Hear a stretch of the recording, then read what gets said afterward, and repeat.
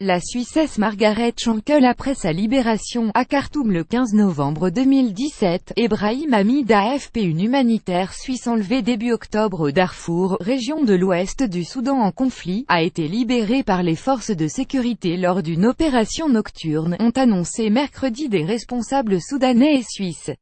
Les autorités suisses ont indiqué dans un communiqué que l'état de santé était « bon » au regard des circonstances, exprimant « soulagement ». Le ministère suisse des Affaires étrangères a notamment remercié les autorités soudanaises pour l'envergure de leur engagement.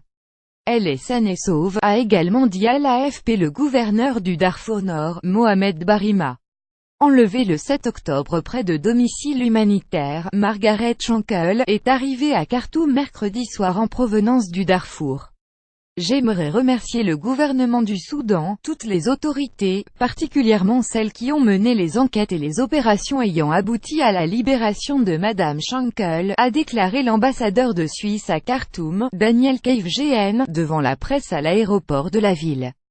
La Suissesse, qui a vécu au Soudan pendant plusieurs années, avait été enlevée le 7 octobre par des hommes armés non identifiés près de domicile, dans le centre de recherche agraire à Al-Farer, avait précisé l'ONU le lendemain. Son identité n'avait jamais été divulguée publiquement.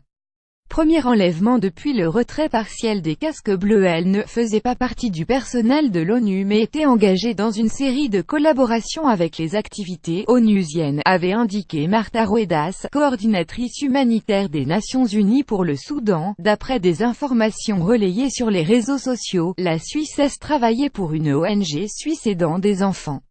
Plusieurs humanitaires soudanais et étrangers ont été enlevés ces dernières années au Darfour, mais il s'agissait du premier enlèvement depuis que l'ONU a commencé en juin à réduire contingent de casques bleus dans cette vaste région en proie à un conflit meurtrier depuis plus d'une décennie.